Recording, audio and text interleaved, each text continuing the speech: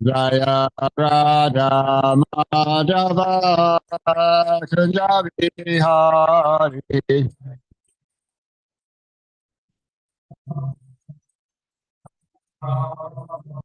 Jaya Radha Madhava Kunjabi Hari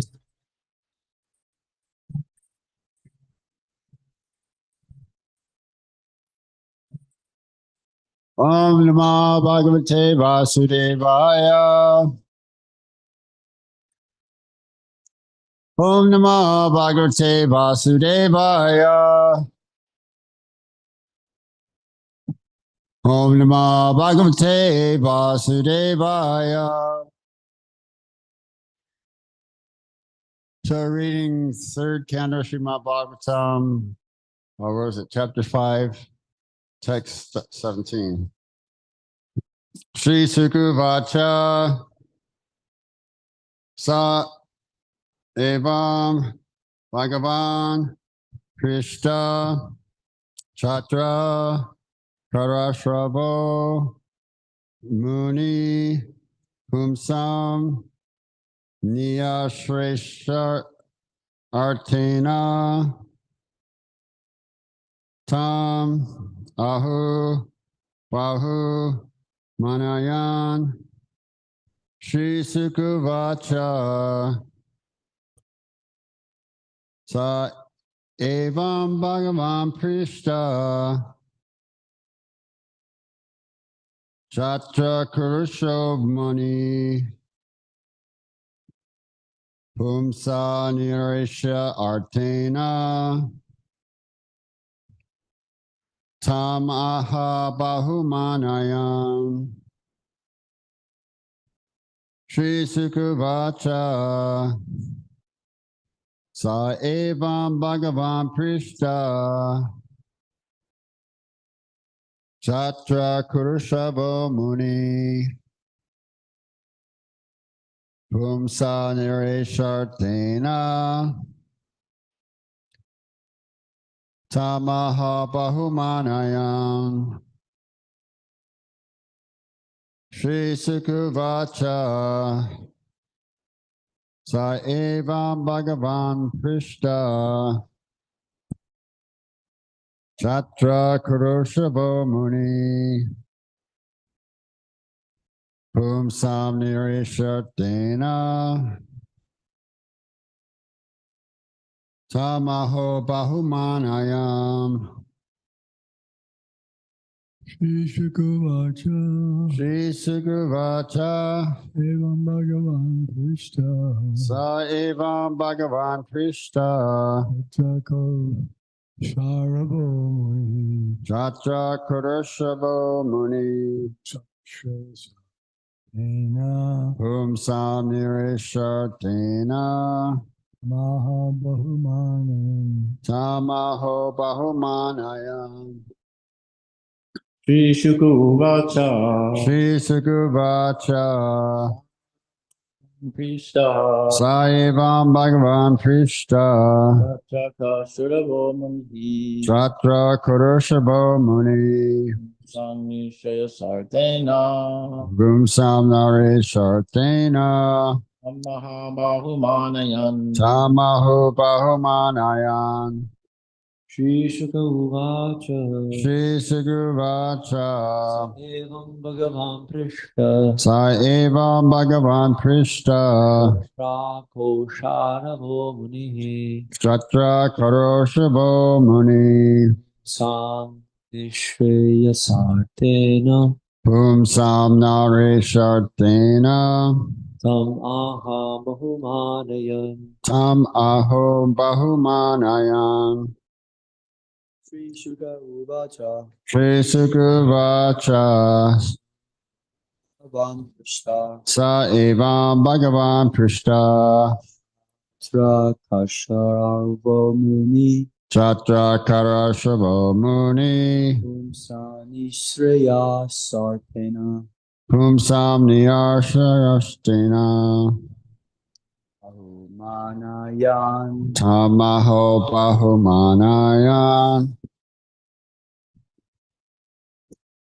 Shri Shuka Uvacha Shri Sukuvacha Evam Bhagavan Prishta Sa Evam Bhagavan Prishta Tatra Kausharavo Munihi Chatra Karashavo Muni Sham Nishreya Sartena Pumsam Narishartena Tam Aha Bahumanayan Tam Aha Bahumanayan Shri Sukha Uvacha Shri Sukuvacha Sahiva Bhagavan Prishta Saiva Bhagavan Prishta Shakra Kausharavo Munihi Chatra Karoshavo Muni Om Sami Shreya Shartena Pumsam Narishartena Tamaha Bahumanayan Tamaho Bahumanayan Shri Shukuvacha Shri Sukuvacha Evam Bhagavan Krishna Saiva Bhagavan Prishta Kosharavo Muni Chatra Karoshavo Muni Om Sami Shreya Sartena Pumsam Narishartena Aho Bahumanayan Tamaho Bahumanayan Shri Shuka Uvacha Shri Sukha Uvacha Evam Bhagavan Krishna Sa Evam Bhagavan Prishta Kosharavo Muni Chatra Karoshavo Muni Sam Nishreya Sartena Pumsam Narishartena Sambaha Bahumanayan Tam Aha Bahumanayan Shri Shuka Uvacha Shri Sukha Uvacha Sa Evam Bhagavan Prishta Sa Evam Bhagavan Prishta Tato Sharavo Munihi Chatra Karoshavo Muni Sandi Shreya Sartena Pumsam Narishartena Mahabanu Bahumanayam Tamahu Bahumanayan Shri Shuka Uvacha Shri Sukha Uvacha Bhagavan Krishna Sa Evam Bhagavan Prishta Chitra Kuvara Muni Chatra Karashabo Muni Kumsham Mishra Shatadvira Pumsam Nirashaitena Sam Aha Bahumanayan. Tamahu Bahumanayan. Okay, so that's everyone ever chanted. We'll chant word by word synonyms. Sri Sukha Vacha. Sri Sukadev Goswami said, Sa He Evam, thus, Bhagavan, the great sage, Krishna, being requested, Chatra, by Vidura, Kuroshrava, Maitreya, Muni, the great sage, Pumsam, for all people, Nirishresha, for the greatest welfare, Artena, for that, Tam, unto him, Aha, narrated, Bahu, greatly, Manayan, honoring, Translation and purport by His Divine Grace A.C. Bhaktivedanta Swami Srila Prabhupada. Sukadeva Goswami said, the great sage Maitreya Muni, after honoring Vidura very greatly, began to speak at Vidura's request for the greatest welfare of all people. The great sage Maitreya Muni is described here as Bhagavan because he surpassed all ordinary human beings in learning and experience. Thus, his selection of the greatest welfare service for the world is considered authoritative. The all-inclusive welfare service for the entire human society is devotional service to the Lord. And as requested by Vidura, the sage described the same very appropriately. So yeah, this is really nice. So here Maitreya Muni is described here as Bhagavan because he's past all ordinary human beings in learning and experience. And also Prabhupada was mentioning that even though Maitreya Muni, he's very learned in the scriptures, and he's even speaking to Vidura, and he even knows that Vidura is the incarnation of Yamaraj, right? Due to the curse of Mandaka Muni, that Maitreya Rishi is not a pure devotee, right? So Prabhupada was mentioning, I was looking that up. It's like, why is that? Why not? Right? A pure devotee. But anyways, he's learning the scriptures, and he's considered to be authoritative. And Krishna even, or Uddhava, requested Vidura or instructed Vidura to hear from Maitreya. And Vidura or Uddhava was very much feeling separation from the Supreme Personality of Godhead, Krishna, having left the earth. But he felt the connection with Krishna when he followed Krishna's instructions or when he was thinking of Krishna. So he was performing his duty as instructed by Lord Krishna to go to Bhadarak Ashram. So that's why he just spoke about Lord Krishna's glories and then asked Vidura to hear from Maitreya Rishi. That he was there, he heard the conversation, and that Uddhava needs to perform his service and go to Bhadarak Ashram. And that way he's connected to the Supreme Personality of Godhead. But that's his service, that's what he was instructed to do. So I've been listening to some verses on these texts, and I'm all the way up to like text 24, text 25.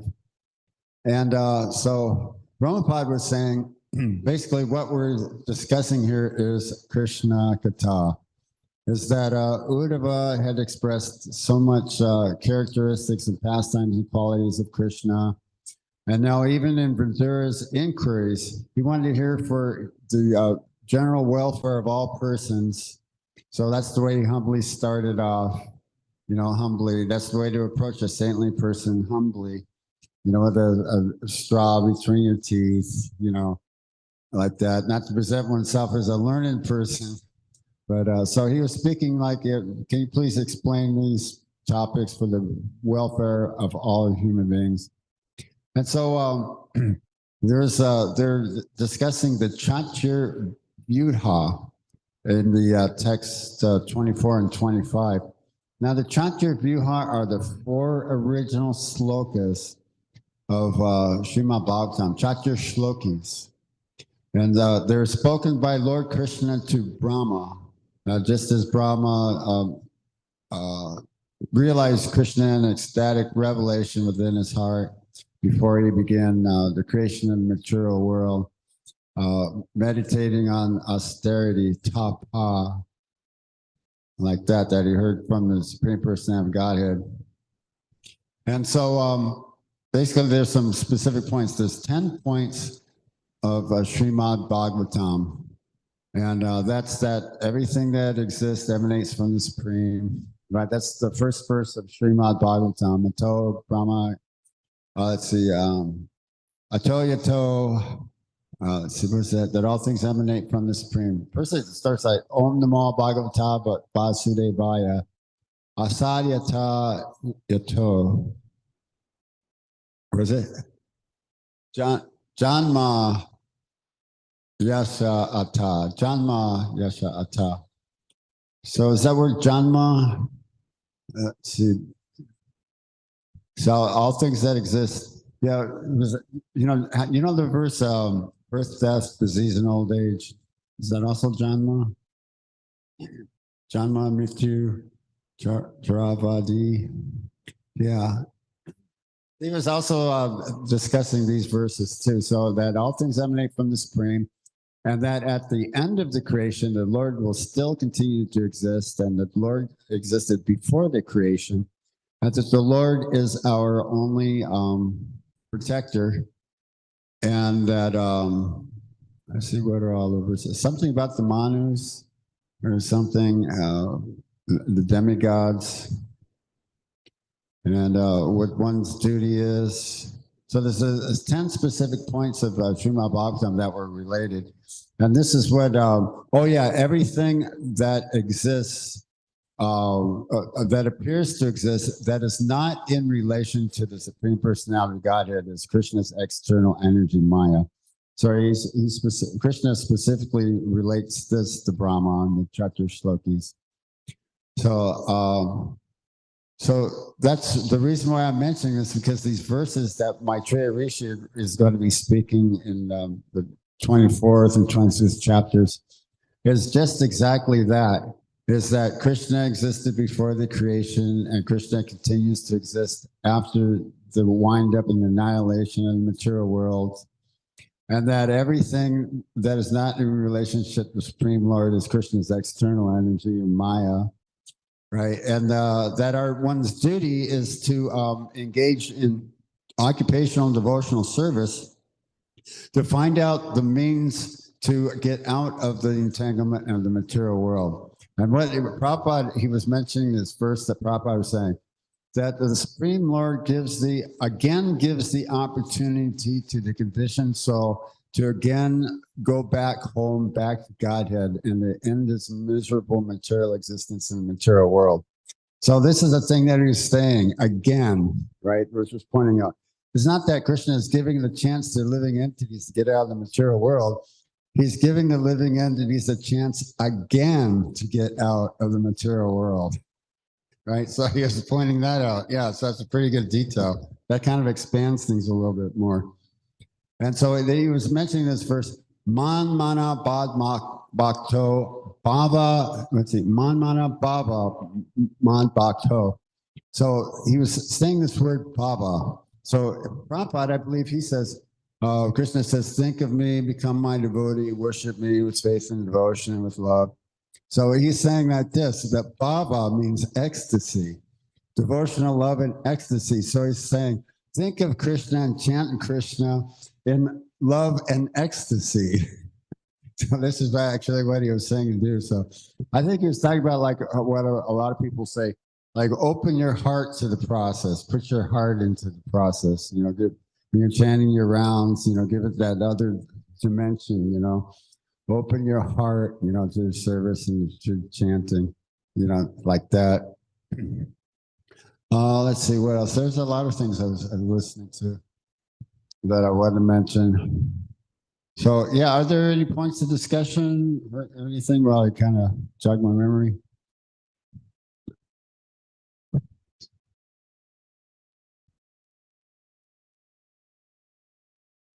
Yeah, Jagannath had a question here. I like that point that you were talking about opening your heart in the chanting, but I was wondering how one can do this. Oh, yeah, it's easy. Yeah, you can kind of give it a jump start. I kind of have a model. Kind of open your heart, kind of what material attachment or what emotional feelings are. So, you kind of have a model, kind of have an idea, kind of a feeling, so kind of start from there. Like that, that's what I try to meditate on that model. Not to me meditate on the material energy, or past experience or whatever. I think everybody pretty much knows what they're attached to, or what they like, or what they don't like, what the emotional feelings are to kind of go along with that. When you're thinking about your resentments, you get angry, right? And then when you're thinking about the beautiful things in the material world, you feel kind of attraction, right? And then because I remember this, and I see this all the time with children. The mother has the child, and they're at the babysitters or somewhere, or they're with their other family members. Okay, so the mother and father are going to go away now. So now they hand the baby to someone else, and the baby cries and reaches for the mom, and right. So Prabhupada was saying like that chanting is like the child calling for the mother, Hara, like that, in helpless, in a complete helpless mood. You've heard that, the introduction? Yeah, the Maha Mantra. Yeah, it's on the Happenings album. Or the Happiness album. I keep calling it Happenings. The Happiness album, the album that they recorded on 26th Avenue. They're talking about what we just read in San Francisco, in the San Francisco temple at Haight-Ashbury, that they were playing at the Swamiji's record. Right.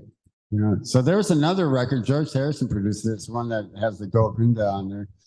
And the Hare Krishna mantra on the Radha Krishna Temple album was #1 hit in radio in Europe.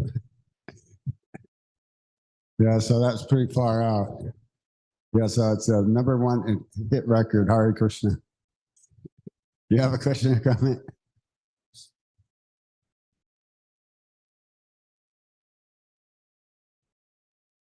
I just heard a little bit about this point of kind of preparing oneself to go deeper into the chanting. And there's a few verses which were mentioned.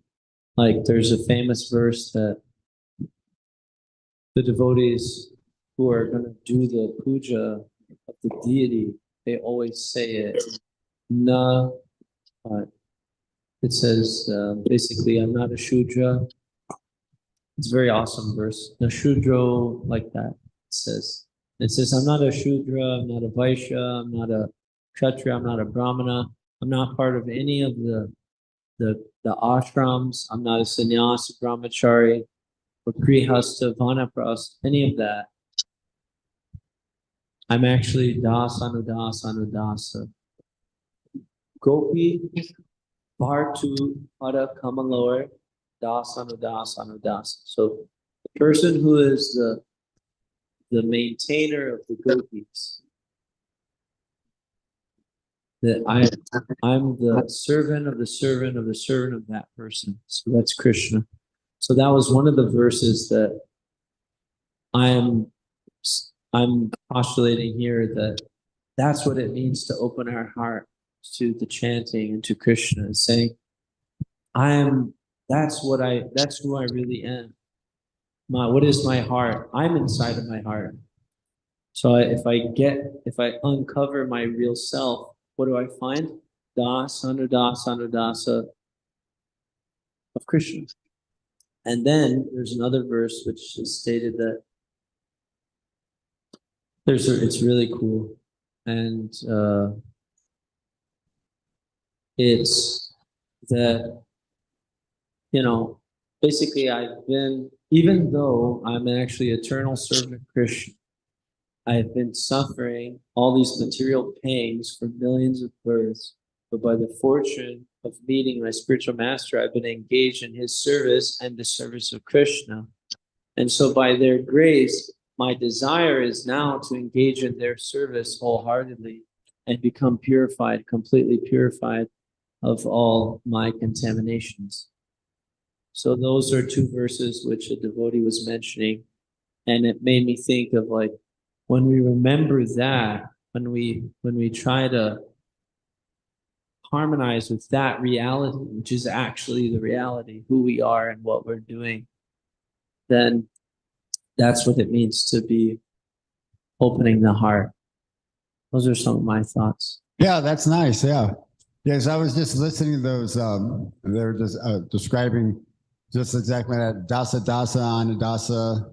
That, yeah, I'm not any of the material designations, neither any of the ashrams or specific statuses, like that, but that I'm pure, eternal, spiritual soul, not the material body. But dasa, and dasa, the servant of the servant of the servant of the servant of the servant, right, of the gopis. So that's another thing that the sannyasi, I believe his name was Bringa Goswami, and it was a Russian translator, was translating his lecture into Russian. And he was saying that there's the specific degrees of existence.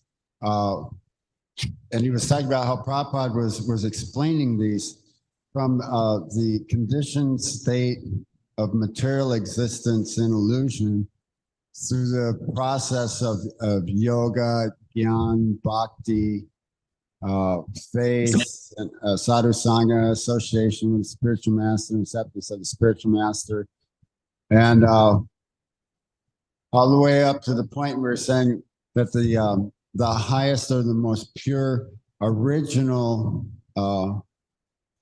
status of existence is the status of that of the service of the gopis.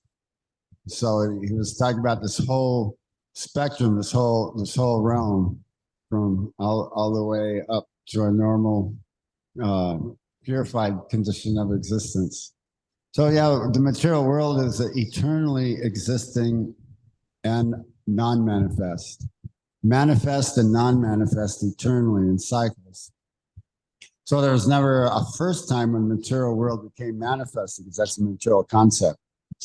But we're eternal spiritual souls, and we were eternally, right, outside of space and time, for eternity, serving Krishna in any of the Vaikuntha Loka planets or Krishna Loka, original spiritual planets. And somehow or other, we've come into the material world. Now, we've been in the material world for millions of creations already, through the 8,400,000 species of life cycles, probably many millions of times like that. And, men, animals, demigods, reptiles, birds, entities that are born from egg and seed and semen. And some living entities, they'll be born from perspiration, like that.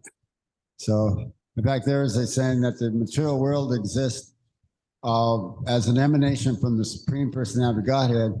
And an analogy that could be is that a scorpion can lay his eggs in the rice. So when the eggs hatch, it might look like that the rice is the source of the scorpions, which actually is not the fact. So it may appear that the material world, because it's automatically working so nicely, we don't see the hand of God behind things, or God is the origin. These things we have to set first on faith, and then by our devotion, then we can gradually more and more realize this, and this more and more becomes more of a reality to us, rather than something that's so much more remote and we just don't see it. But just what was I? Yeah, you have a question, comment? In the purport, it said that Krishna consciousness is the highest welfare activity for everybody all over the world. Could you tell us why? Oh yeah, because it spreads the rays of the benediction moon. Right, it was at Kirtaniya Sada Hari. How does that verse begin? Chaito Darpana Marjanam, clearance of the impure mirror of the mind. These are Lord Chaitanya's person at Shashtaka. Lord Chaitanya, Prabhupada says Lord Chaitanya didn't write anything, but he left the Shashtaka. So, so this, the Krishna consciousness movement is all auspicious, and it's best for the welfare of all living beings. Just like the moon and the sun, the moon, they shines on the house, on all the chandalas and all the rich people and all the devotees, everyone, indiscriminately. So that's the same way the Chandra, the moon, the mercy of Lord Chaitanya is also freely and widely distributed without any designations, or considerations of higher caste or low caste, or who would be eligible and not eligible. Actually, the lowest and most sinful persons are the most eligible. Right? So that's us. So it's Western persons. It's Chandlas and Maleches and what is it? Hogs and dogs, camels and asses. And Prabhupada was talking about that in verse. Why dog, a hog, camel, and ass? Did you have a question, or should I explain this first? Or Oh, you didn't have a question? Okay. Yeah, you're saying that the camel. Oh no, I want to know if you had a question. Oh yeah, because yeah, did you raise your hand or anything? Or? Yeah, okay, you have a question. What is the benediction mean? Oh, the benediction moon. Yeah, the benediction moon is the moon that spreads the rays of the benediction of Lord Chaitanya Mahaprabhu. Lord Chaitanya he's called Chandra.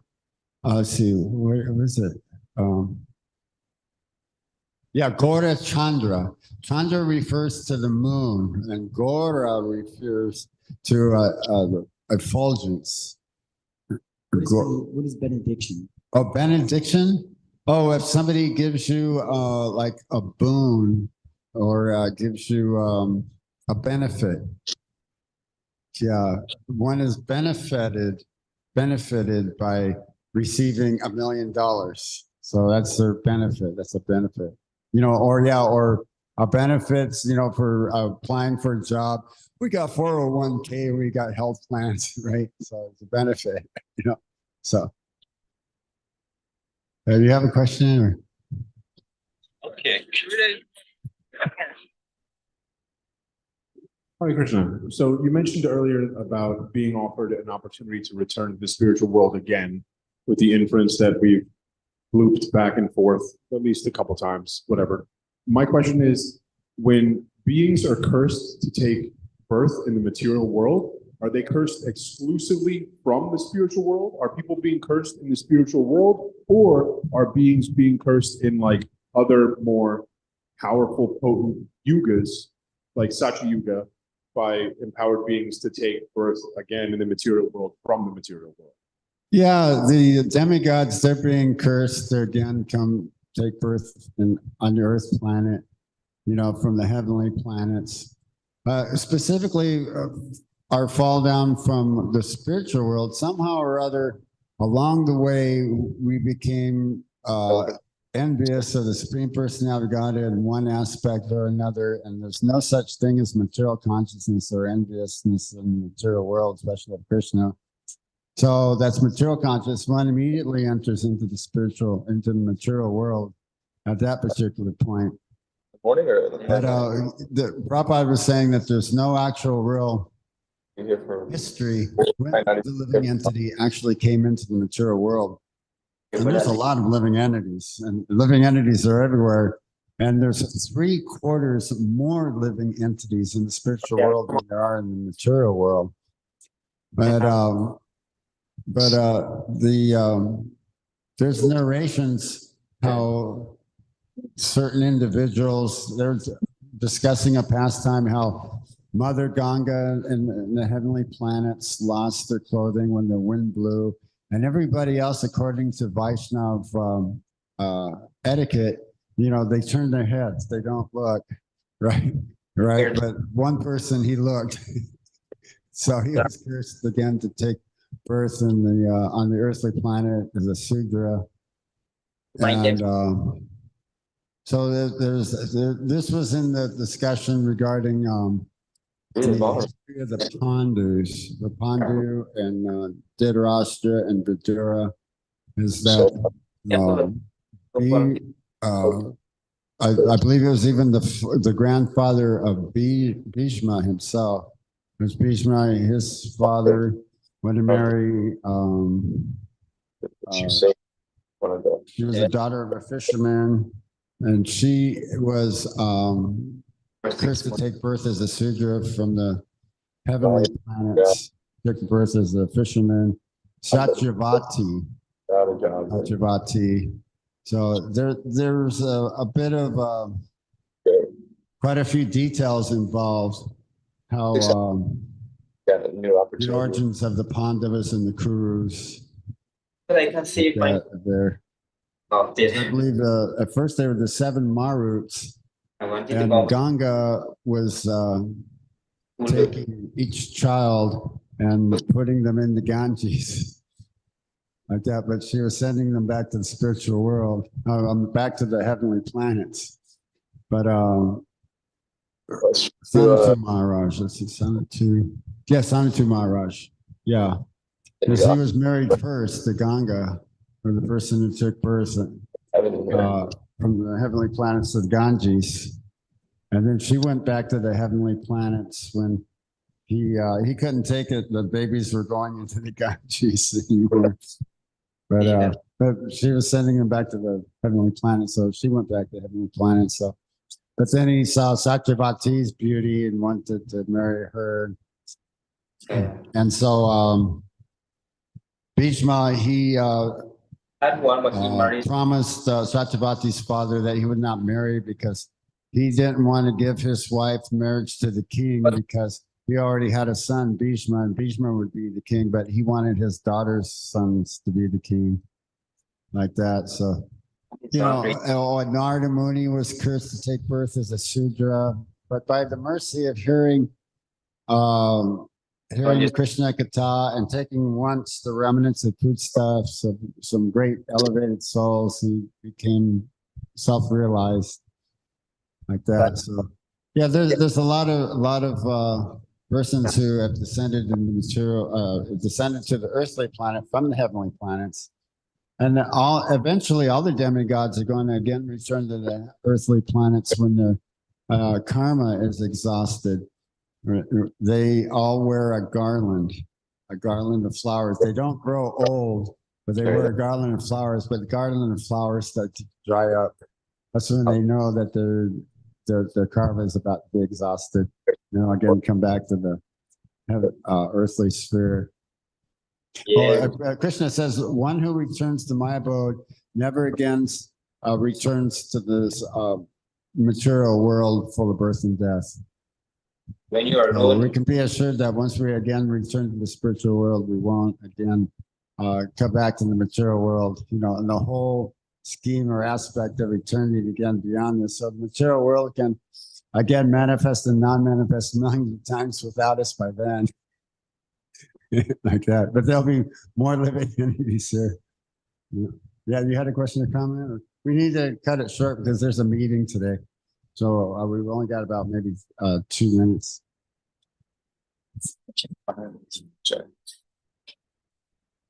I mentioned, Prabhu, that Treya was not a pure devotee of the Lord. Yeah. And there are many instances of different personalities that are involved in Krishna's Leela or pastimes.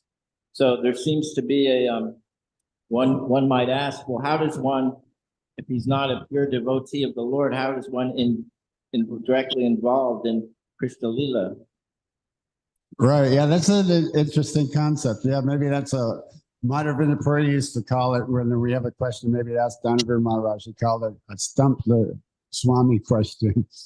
But yeah, I was looking up as to why it was. I think Prabhupada did explain why it was that Maitreya is not a pure devotee, but here he's very learned in the scriptures and he's worthy of someone to hear from, like that. And he's speaking Srimad Bhagavatam, so, it's definitely worth listening to, like that. So that shouldn't minimize his position like that. Just because Uddhava is actually the greatest devotee of the Lord. That's why he remained.